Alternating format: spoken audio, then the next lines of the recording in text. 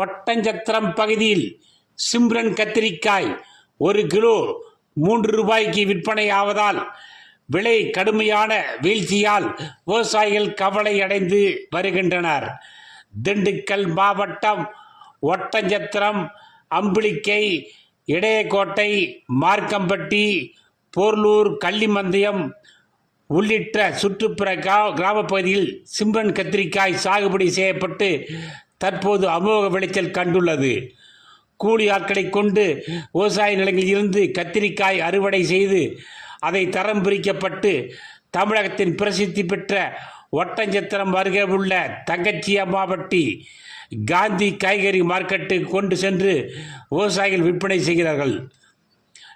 இன்றைய நிலவரப்படி 1 கிலோ 3 ரூபாய் முதல் 5 ரூபாய் வரை மட்டுமே விற்பனையாவதால் அறுவடை கூலிக்கு கூட கட்டுப்படியான விலை கிடைக்காதால் விவசாயிகள் கவலை அடைந்தனர்.